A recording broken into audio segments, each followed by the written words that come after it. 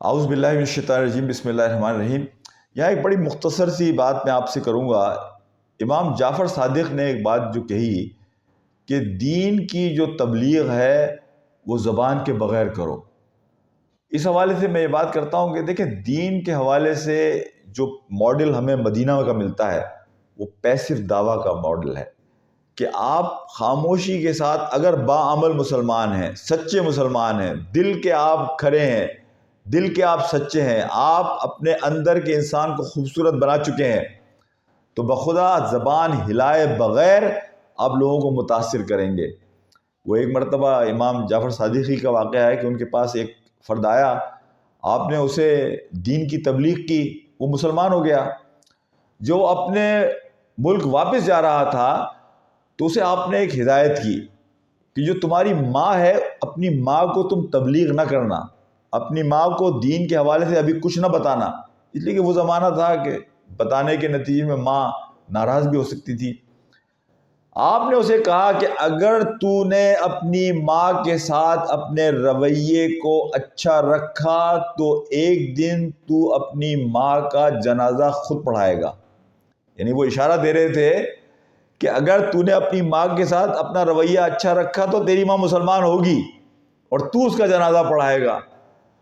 جب وہ شخص واپس اپنے گاؤں آیا تو اس کی ماں نے اس کے عمل میں ایک بڑا فرق دیکھا۔ ماں کو اس نے نہیں بتایا کہ میں مسلمان ہو گیا ہوں۔ وقت گزرتا گیا، چند ہفتے، چند مہینے، ماں نے ایک دن اس سے پوچھا کہ بیٹا تو پہلے بھی میری بڑی خدمت کرتا تھا، لیکن پچھلے کچھ عرصے سے میں دیکھ رہی ہوں کہ تو میری بہت زیادہ خدمت کر رہا ہے، یہ فرق تیرے اندر کیسے آیا؟ تو وہاں اس نے یہ بات ڈسکلوز کی، اس نے کہا ماں میں مدینہ گیا تھا اور مدینہ جا کر میں مسلمان ہو گیا۔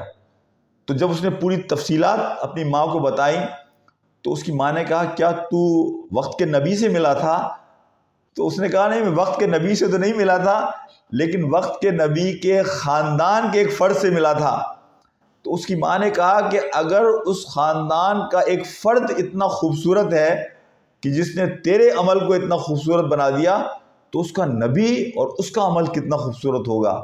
اس نے کلمہ پڑھا، لا الہ الا اللہ محمد رسول اللہ، مسلمان ہو گئی۔ تھوڑے ہی عرصے بعد اس کا انتقال ہو گیا اور اس کا جنازہ جیسا امام جعفر صادق نے کہا تھا بیٹے نے پڑھایا۔ تو بات یہ ہے کہ آپ کا عمل، آپ کی زبان ہلائے بغیر لوگوں کو متاثر کرتا ہے۔ اسی لیے رومی جو بات کہتا ہے نا کہ کائنات کی زبان خاموشی ہے، یہاں میں ایک اور بات آپ سے کہوں، جو عمل کی تبلیغ ہے وہ دیرپا ہے اور دور رس ہے، وہ دیرپا ہے اور دور رس ہے اور گہری ہے، وہ بڑی ڈیپ ہوتی ہے۔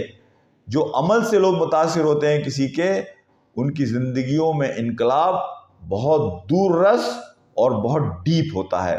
السلام علیکم ورحمۃ اللہ وبرکاتہ۔